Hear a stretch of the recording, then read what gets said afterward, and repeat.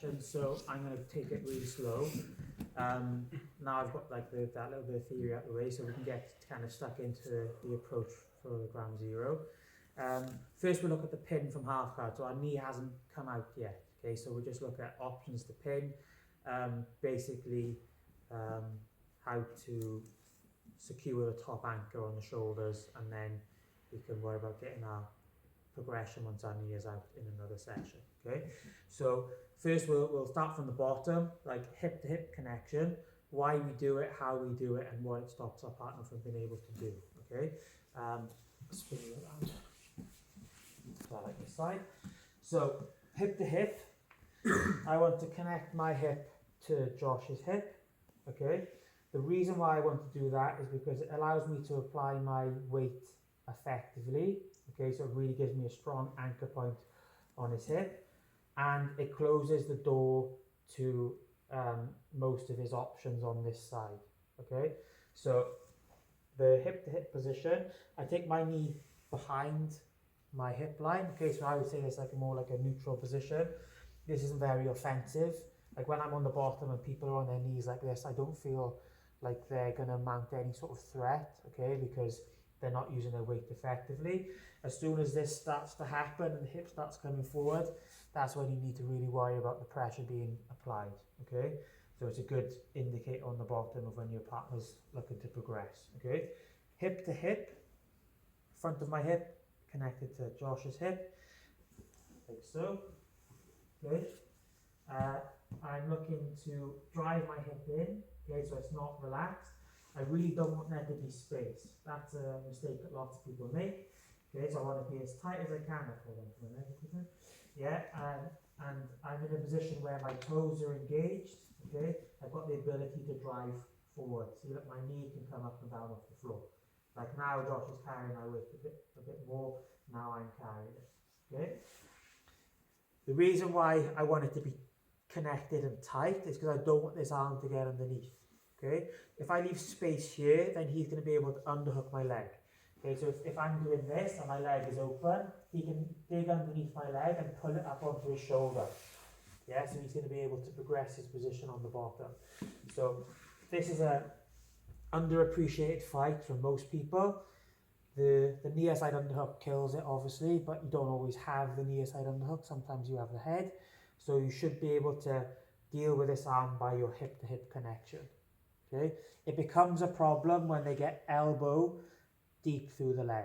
Okay, so when I'm using this position, if Josh's hand manages to get in, I'm still looking to keep it tight so that his elbow can't get in deep enough for him to pull my leg up. Okay, if I don't stop his elbow, as soon as it gets deep enough where he can pull my leg, then he's going to start going underneath me, and it's going to be a problem.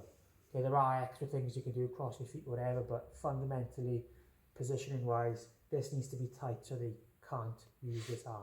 Okay, spin him back around.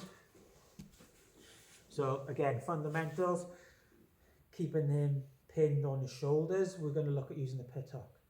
Okay, so it's actually happens a lot less now because of the defensive postures, but if you get it, you want it to be secure and you want it to be tight.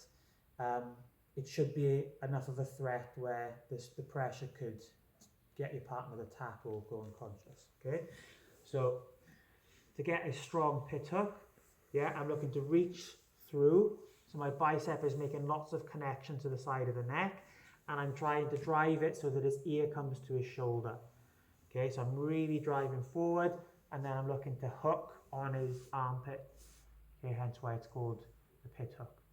Okay, now to apply the pressure, I don't go straight across. Okay, this will be uncomfortable for Josh, but it's not the best way for me to use my body weight. I much prefer coming down.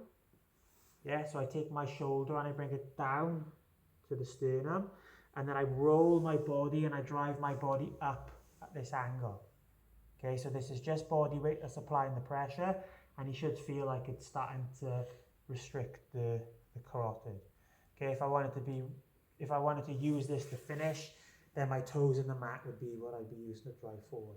Okay, so hip hook, drop, drive, connect my hip to hip, my toes are engaged, and this should be a strong pin.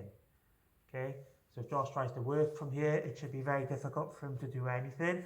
Okay, if I feel like he's curling his body one way or the other, I just look to make sure that I'm the person that's in control of where his shoulders and head are.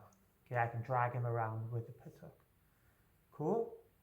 The only other thing to address would be this arm. Okay, so this is a problem if it's an underhook. If, again, the same as on the other side, if the elbow's deep. Yeah, because Josh can now use this to push me forward, come up onto his knees. Yeah, so he's going to be able to start looking to reverse the position. Okay, he can have some of an underhook if he wants. As long as I can see his elbow, then it's not a problem. Okay, so the more you get comfortable with this, your chest will be nice and open and parallel to the floor. He can have an underhook all he wants. As long as I can see his elbow, it's easily dealt with. And now I'm in a good strong position. I've secured the top anchor.